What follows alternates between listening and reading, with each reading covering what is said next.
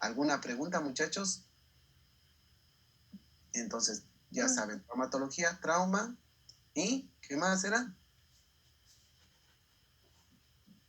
Logos, el estudio de las lesiones del aparato locomotor y de su tratamiento. Muy bien. Ahora ortopedia. Ortos, acuérdense en recto y paidos, niño. Estudio de las deformidades del aparato locomotor y de su tratamiento. Ahora, aquí vienen los términos y las definiciones que yo les digo que tienen que aprenderse siempre. ¿Qué es una fractura? La fractura es la pérdida de la solución de continuidad de un hueso. Aquí no abarca otros términos. La pérdida de la solución de continuidad de un hueso, eso es una fractura. Y eso quiero que me lo repitan ustedes exactamente como estamos diciendo ahora. ¿Qué es una fisura? ¿Quién me puede decir? Fisura. ¿Una fisura es algo o no es nada? ¿Qué quiere decir una fisurita? ¿Un golpe? Para ustedes, ¿qué es una fisura? Doc, puede ser, o sea, la rotura del hueso, pero sin separación o sin la pérdida de contacto entre ambos extremos del hueso que se rompió. Perfecto. Entonces, mire, recuerden, y eso quiero que se metan en la cabeza como médicos que ya son. Una fisura es una fractura sin desplazamiento que no altera la morfología normal del hueso. ¿De acuerdo? Es decir, se rompió el huesito, pero se quedó ahí mismo, no se desplazó. ¿Puede ser incompleta o completa? Sí, puede ser, pero no se desplazó y no altera la morfología normal. Una fisura es una fractura. ¿Y por qué le recalco esto? Hay mucha gente que va al consultorio y dice, mire, me dijeron que tengo una fisurita y viene caminando. ¿Usted le entendió que es una fisurita? Dice, sí, como que un golpe. No, ustedes como médicos tienen que rápidamente aclararle que no tenga duda el paciente, que una fisura es una fractura sin desplazamiento. No altera la morfología y es lo típico de esto. Ahora, ¿quién me puede decir qué es una fractura expuesta? Recuerden que tienen que anotar todos estos conceptos que estamos dando, ¿no? Doc, una fractura expuesta que sería una fractura que además de la pérdida de solución de continuidad del hueso, también ya tiene una pérdida de continuidad de la piel. Perfecto, muy bien. Y por lo tanto, el foco de fractura se pone en contacto con el medio ambiente. ¿De acuerdo? Entonces, es una fractura cuyo foco de fractura se pone en contacto con el medio ambiente. Y es peligroso, por supuesto. Se calcula que en una fractura expuesta, del 60 al 70% están contaminadas. ¿Qué quiere decir que están contaminadas? Que tiene bacterias, pero no solo puede tener bacterias, puede tener hongos, tener virus, ¿no? Ya saben. Pero lo clave acá es las bacterias, ¿no? Es las bacterias. Del 60 al 70% tienen bacterias. Si me llega al hospital 100 fracturas expuestas, yo cultivo a todas las 100 fracturas del 60 al 70% tienen bacterias. Eso es que están contaminadas. Y si yo no opero una fractura expuesta antes de las 6 horas, ¿qué puede pasar? ¿Qué puede pasar, David Silva? Sepsis. ¿Qué puede pasar? Doc, no sé si una podría haber una inestabilidad hemodinámica causada por una sepsis. Igualmente, no sé si esto comprometería el miembro del paciente. Claro que sí. Miren, es mucho más sencillo traumatología que las otras cosas, porque si ustedes describen lo que ven, es suficiente. Si está contaminado algún lugar, si yo no limpio, rápidamente puede pasar de contaminado a infectado. Y eso es lo clave acá, ¿no? En traumatología no hay trampas. Describan lo que ven y van a aceptar siempre. Así que tranquilos ustedes. Entonces, de contaminado, ¿a dónde pasa? A infectado. Claro que la infección le puede llevar a una sepsis y una muerte, así que más vale que no llegue a eso. Muy bien, ¿qué es una luxación? ¿Quién me dice? A ver, vamos a pedirle aquí a los señores que están apagados la cámara, que no sé por qué. Diego Solís, ¿qué es una luxación? Y dígame por qué está apagada su cámara. Doc, yo David Silva tengo apagado porque estoy en el hospital, Doc. Perfectamente, ya lo sabemos. Ahora, Diego. Doc, disculpe, ¿me escucha? Sí, te escucho. Disculpe, Doc, estoy en turno también, Doc. Culpado también. Perfecto, no me des explicaciones. A ver, lo que te pregunto, ¿qué es para ti una luxación? Sería la pérdida de la congruencia articular, Doc. Perfecto. ¿Qué quiere decir? Yo tengo una articulación así. Pierden la congruencia articular porque los dos extremos, uno va para un lado, otro va por el otro. ¿De acuerdo? Entonces, lo normal es que siempre exista una congruencia. Luxación es la pérdida de congruencia articular entre las superficies óseas de dos huesitos. ¿De acuerdo? ¿Es grave o no es grave? ¿Qué me puede decir? Imagínense que se salga del lugar uno de los huesos. ¿Es grave o no lo es? ¿Es o no?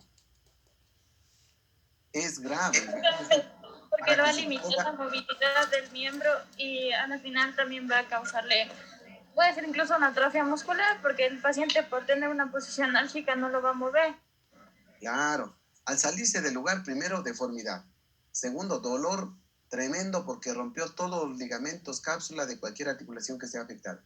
Y ya vamos a ver una de las peores que se afectan y gravísimas secuelas que puede dejar. Entonces, muy grave. Muy. ¿Qué es un esguince? ¿Quién me puede decir qué es un esguince? ¿Quién relaciona con un esguince? Uno cuando habla del esguince rápidamente decimos, me acuerdo del tobillo. ¿Quién no se ha torcido el tobillo?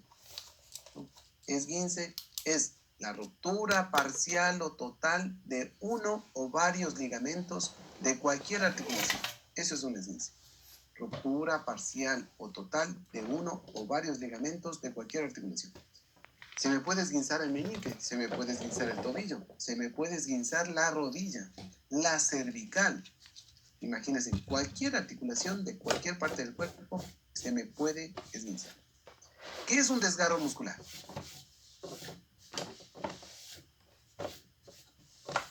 Miren, casi son similares los términos entre esguince y desgarro. El esguince es la ruptura parcial o total de uno o varios ligamentos. ¿Qué es el desgarro? Es la ruptura parcial o total de uno o varios músculos. Recuerden, desgarro muscular, solo el músculo se lesiona. Ruptura parcial o total de uno o varios músculos. ¿De acuerdo? Aquí veo uno de los chicos, Joan Solano. ¿De qué universidad eres? Solano. Parece que está acompañado, es Solano. Recuerden, los que entran tienen que avisarme, porque pueden tener falta estando presentes. Es que no quise interrumpir. Avisen. Por eso quiero que sean puntuales para que de entrada ya tengamos la lista correcta y nada más. Joan Solano, si no responden es porque... Es de la Católica el Joan Solano, Doc. ¿De la Católica? Sí. Creo que está de guardia. Uh-huh. Bueno, también la misma situación, no hay problema, si están de guardia, uno ya está.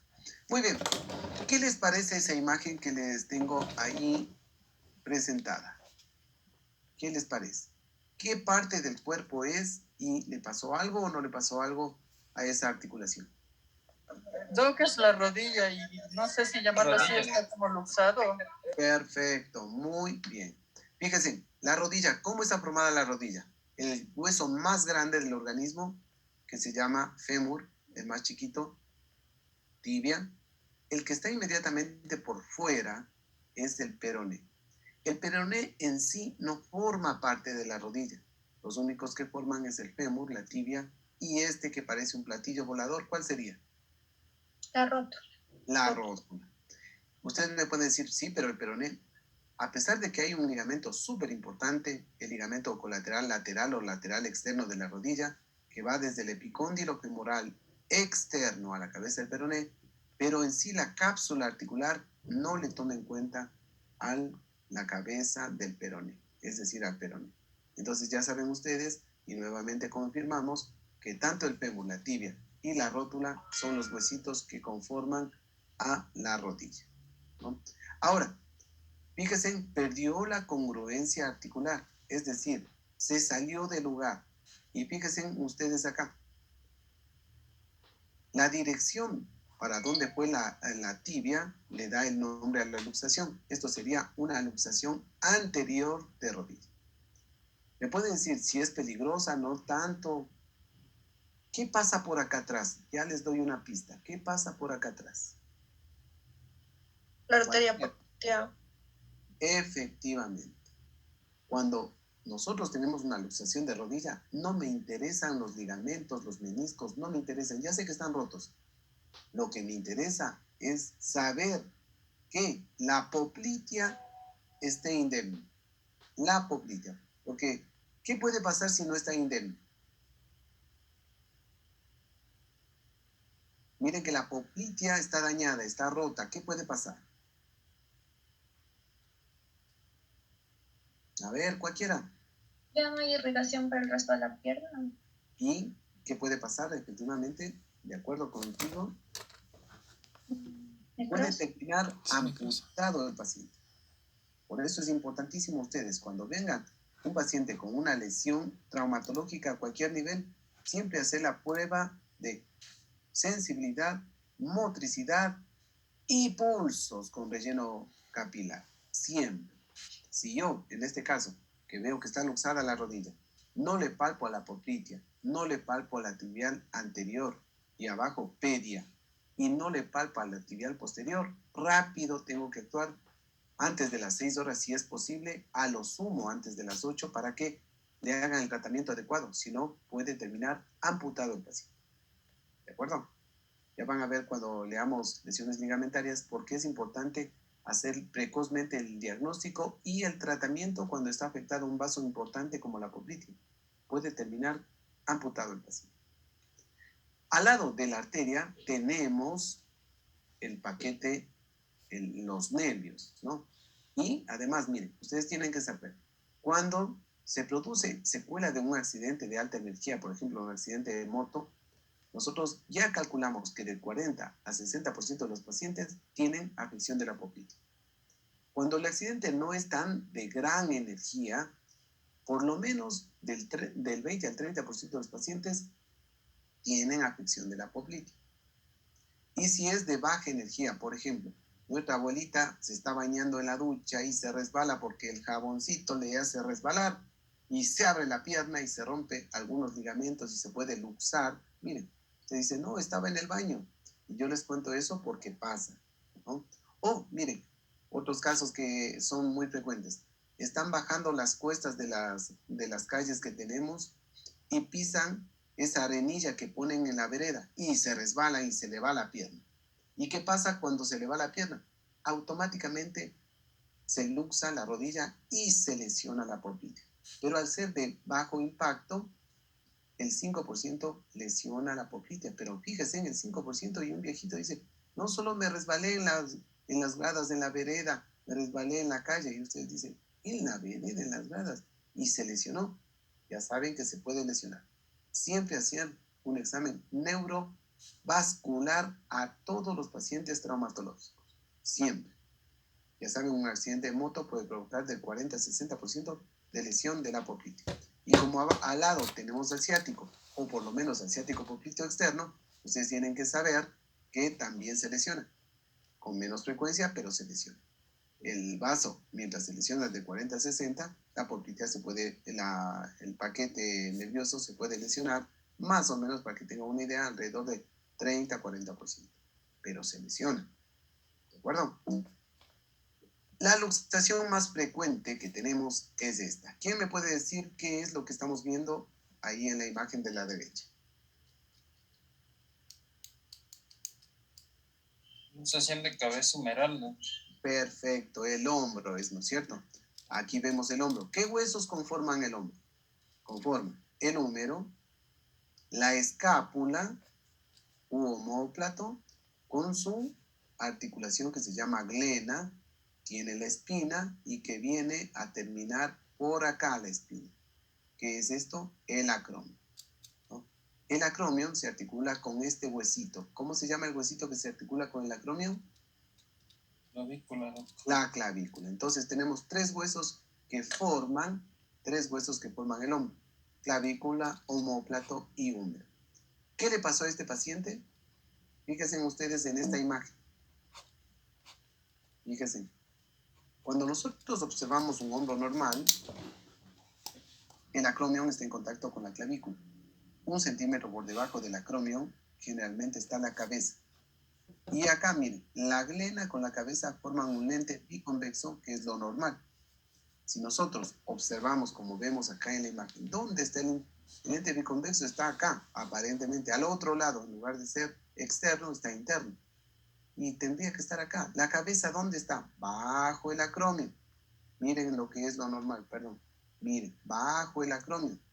¿Dónde está la cabeza? Metidísimo. Está más bien bajo la clavícula. Entonces, una luxación de hombro, ¿no? Que puede ser anterior, posterior, inferior o erecta. En este caso es antero-inferior. Ahora, ¿cuál cosa tenemos nosotros como médicos que hacerle al paciente antes de nosotros tratar de reducirle? Hacerle maniobras, ¿cuál cosa tengo que yo hacer antes? ¿Alguno de ustedes ha estado en algún hospital? No sé si esté bien, puede ser que dejar que se desinflame o no. No. Si O ustedes dar un no- analgésico para que no le duela al paciente la movilización. No. Lo que estaba encaminada ¿Cómo la se realizan las era, reducciones? lo que estaba encaminada la pregunta era para que ustedes sepan que antes de tocarle al paciente, yo tengo que hacerle en el examen físico lo siguiente. Le toco los dos hombros y sobre todo la cara externa de ambos hombros y le pregunto al paciente, ¿siente o no siente? Miren, ahí tocándole los hombros, los dos a la vez. ¿Siente o no siente? Siente. Y el paciente, si está lesionado, anoten ustedes, si está lesionado el nervio circunflejo en la luxación de hombro, es un problema terrible. ¿Y por qué tenemos que hacer en el examen físico esto? Porque muchas veces los pacientes dicen, no, yo cuando vine estaba perfecto. Cuando usted, doctor, me hizo la maniobra de reducción, ¡ay, me dañó! Usted me dañó, no fue lo que se me salió. Entonces, pues uno tiene que tenerle muy claro eso, ¿no? Los pacientes nos echan la culpa de todo a nosotros y nosotros tenemos que tener nuestros cuidados. Si yo detecto que el paciente me dice, no, acá no siento mucho, siento poco, lesionado el nervio circunflejo por luxación de hombro, ¿de acuerdo? Nervio circunflejo. Entonces, ¿qué le puede provocar? Una hipotrofia marcada del deltoides y después le da deformidad y dificultad para los movimientos del hombro. Así que es muy importante que ustedes detecten antes de hacerle algo. Si yo detecto que está lesionado, le aviso al paciente y le pregunto al paciente, además de escribir la historia clínica, por supuesto, ¿no? Le pregunto, ¿está con familiares? Sí, tengo 2 afuera. Que pasen los 2. Tengo 20 afuera. Que pasen 19. Mientras más se enteren que él vino ya lesionado, mejor para ustedes, ¿no? Porque dentro de los 20 ha de haber unos 5 lúcidos. Y si los otros dicen, no, acá le lesionaron, ¿no? A ver, llámenle a sus parientes. Yo les dije, sí nos dijo. Sí nos dijo. Sí, que se había lesionado el no. Problema resuelto, ¿no? Además tienen que saber que la gran mayoría de pacientes piensa, y de los familiares por supuesto, piensan que llegaron al hospital y mañana salen corriendo, ¿no? Que están perfectos, se curaron en el hospital. Y uno tiene que explicarles que no es tan fácil, ¿no? Muy bien. Fíjense cómo queda el lente biconvexo y no se olviden jamás que bajo el acromion, unos 10 milímetros, está la cabeza del fémur. Como habíamos dicho, ¿qué era la fisura? Era la pérdida de la solución de continuidad del tejido óseo sin desplazamiento, ¿no? Por lo tanto, no altera la morfología normal. ¿Y por qué es importante? Porque la gran mayoría incluso de colegas, piensa que una fisura no es nada. Claro que es una fractura sin desplazamiento. ¿Y qué sería para ustedes una fractura patológica? Es la pérdida de la solución de continuidad en un tejido anormal, patológico. Por ejemplo, lo clásico en las viejitas que superan los 60, 70 años. Se calcula que una de cada 3 mujeres, y otros autores dicen una de cada 4, tienen osteoporosis a pesar del tratamiento. Imagínense ustedes. Entonces, ¿qué es la osteoporosis? Es la pérdida de masa ósea. Se pierden minerales, colágeno, todo se pierde, ¿no? Inclusive, ya van a ver ustedes que tenemos una buena cantidad de líquido en el esqueleto.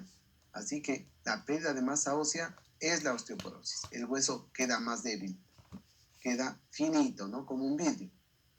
Entonces, si se produce una fractura que puede producirse en la mayoría de veces en la columna por levantar algo pesado, se puede producir en las vértebras, aplastarse porque levantó a su perrito que se movía mucho, hizo una fuerza, a un macetero. ¿Puede lesionarse las vértebras? Por supuesto, y nosotros vemos con frecuencia. Y ya van a ver unos ejemplos. Ahora, ¿qué es el hueso? Es una variedad de tejido conectivo, firme, duro y resistente, pero no es como una viga de concreto. Tiene cierta elasticidad, poquito, pero se estira, no hay problema en eso. Fundamentalmente tiene una estructura densa de fibras de colágeno. Ya vamos a ver cómo nuestro esqueleto está formado efectivamente. El 25% representa el agua, los minerales en el 45% y materia orgánica como el colágeno y otras proteínas en el 30%. Pero miren, ustedes decían, 25% de agua, ya lo saben que nuestro esqueleto tiene 25% de agua. Ahora, imagínense la cantidad de formas y grosores, tamaños que presenta nuestro esqueleto con una cantidad de huesos impresionante. Si nosotros descartamos a las rótulas, que son los 2 huesos sesamoideos más grandes del organismo, tendríamos 206 huesos. Si les tomamos en cuenta como huesos propios del esqueleto, le tenemos 208 huesos. Y fíjense ustedes, aquí tenemos huesos largos, ¿no? Como los del húmero. El antebrazo, ¿cómo se llaman los huesitos del antebrazo? ¿Quién me dice? Radio. Radio cúbito. Radio y cúbito, perfecto. Este hueso, el más grande del organismo, fémur, acá abajo.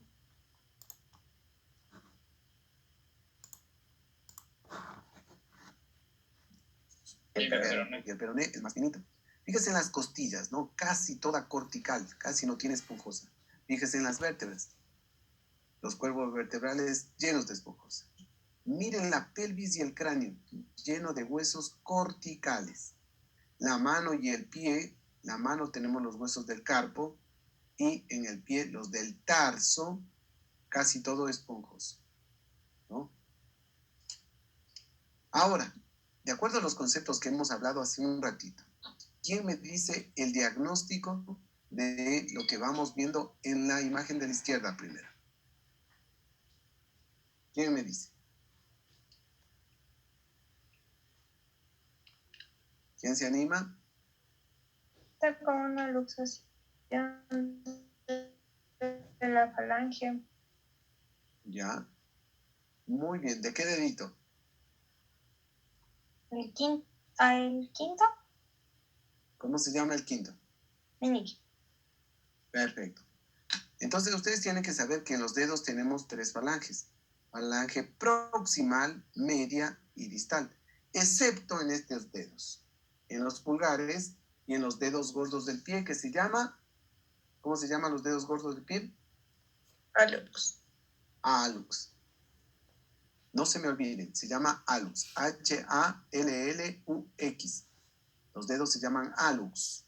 Por eso la patología de hallux valgus, el famoso juanete.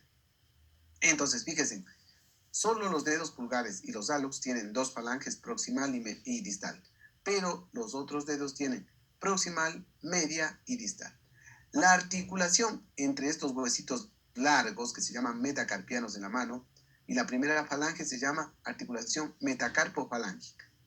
La articulación entre las 2 primeras falanges se llama articulación interfalángica proximal y las últimas falanges interfalángica distal.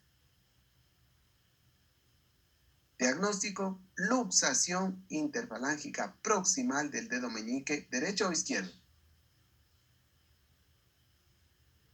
Derecho. Derecho. Muy Derecho. bien. La imagen de la derecha. ¿Qué ven ustedes? La imagen de la derecha. Una fractura, es una multifragmentaria de tibia. ¿Ya? Muy bien. Ahora todos se van a tocar la cara anterointerna de la tibia. Cuando yo me toco, ¿qué siento? ¿Qué me imagino además, no? ¿Qué siento cuando me toco? Que a ese nivel, la cara anterointerna, tenemos piel, celular y hueso. Entonces, si yo veo una placa que tenga este fragmentito, ¿qué puedo pensar?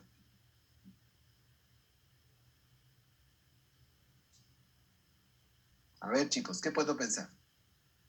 Que el paciente va a sentir una depresión, Doc. No, que es una fractura expuesta. Porque ya sé que aquí tengo piel, celular y hueso. Y me sale esta cosa, seguro es una expuesta. Fractura conminuta o multifragmentaria de tibia proximal, probablemente expuesta.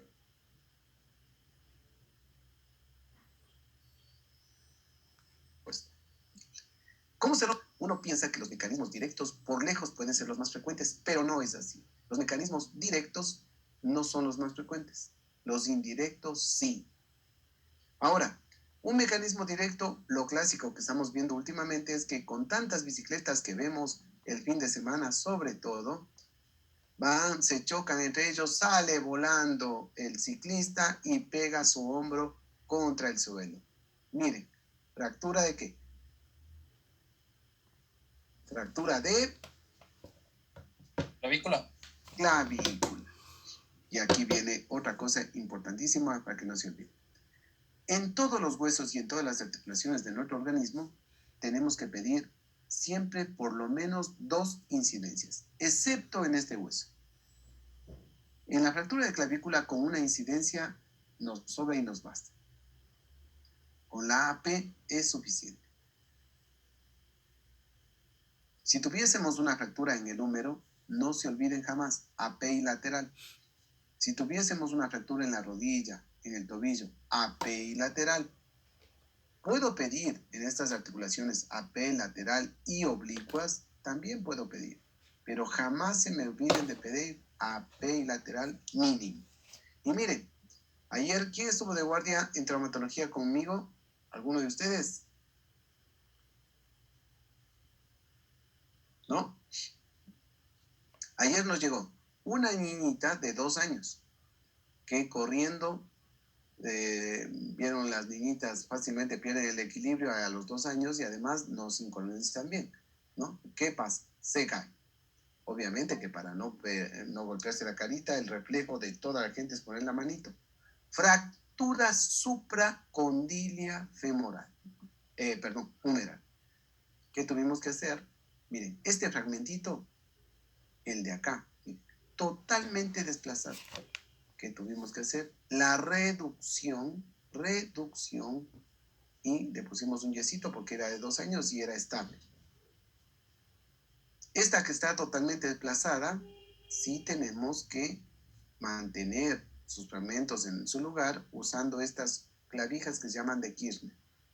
Pero lo clave acá es que sepan ustedes que las lesiones de los huesos por mecanismos indirectos son los más frecuentes, a pesar de que aumentó los accidentes automovilísticos, caídas de altura, pero los más frecuentes. Ahora, como ya sabemos que los mecanismos indirectos son los más frecuentes, ¿cómo se fractura un hueso?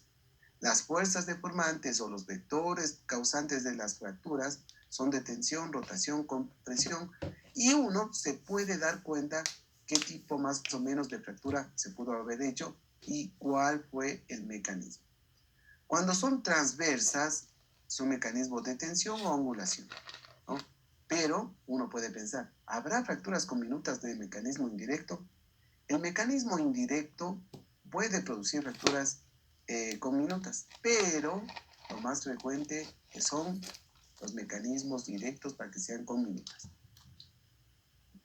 Hay un sinnúmero de clasificaciones, si ustedes se ponen a leer, ven, dice doctor, pero yo leí esto de la clasificación. Claro, miren, según los mecanismos, como ya acabamos de ver, se pueden clasificar fracturas por mecanismos directos o indirectos. ¿Cuáles eran los más frecuentes? A ver qué me dice. ¿Quiénes eran los más frecuentes? Jennifer Zarzosa. ¿Cuáles eran los más frecuentes? Los indirectos, ¿no? Los indirectos. Entonces ya saben, de acuerdo a los mecanismos directos o indirectos. De acuerdo a la localización. Pregunta, es que no entiendo bien cuál es la diferencia entre directo e indirecto. El directo, directamente te golpeas un objeto contundente. Por ejemplo, mira, hay peleas en los barrios, en los deportes, sale un tipo y te mete una patada en el antebrazo. Fractura de cúbito, mecanismo directo. ¿De Ya. acuerdo? La niñita de ayer estaba corriendo en la casa, se tropieza, pone el bracito. No es que se golpeó directamente el codo. La fuerza deformante fue por la mano, muñeca, antebrazo y, dependiendo la extensión o la flexión, en la zona supracondilia humeral se produce la fractura, porque la fuerza deformante al angularle le choca y le rompe. Entonces, Ya. no es que se golpeó directo el codo, sino que la fuerza deformante migró por su miembro superior y llegó al codo. Y ahí le fracturó. ¿De acuerdo? El otro es directo. Sí. Ahora, de acuerdo a la localización, sobre todo es para huesos largos. En los huesos largos vamos a dividirle para que tengan una idea ustedes. Vamos un poquito más acá. Miren, los huesos largos tienen su epífisis, su metáfisis y su diáfisis, ¿no? Entonces, ¿esta fractura qué sería? Metáfiso diafisario, porque el epífisis se le ve bien, ¿de acuerdo? Entonces, epífisis, metáfisis, diáfisis. Entonces, de acuerdo a la localización de las fracturas en los huesos largos, que ya sabemos que son epífisis, metáfisis y diáfisis, podemos dividirla en epifisarias, metafisarias o diafisarias, y la combinación de estas. Cuando son niños o jóvenes y afectan a los cartílagos de crecimiento, tenemos fracturas fisarias. Ya vamos a ver más adelante los ejemplos. De acuerdo a la estabilidad, muy simple, o es estable o es inestable. ¿De acuerdo? No hay alternativas. Y en relación a los trazos de fractura, ustedes se pueden imaginar que una fractura puede tener las formas y trazos que ni se imaginan. Transversas, oblicuas, espiroideas, segmentos de mariposa, multifragmentarias, como ya vamos a ver acá. Y acá sí viene la más importante, de acuerdo a la integridad de los tegumentos. ¿Qué significa tegumentos? ¿Quién me puede decir qué es tegumentos? A ver, chicos, ¿Perdón?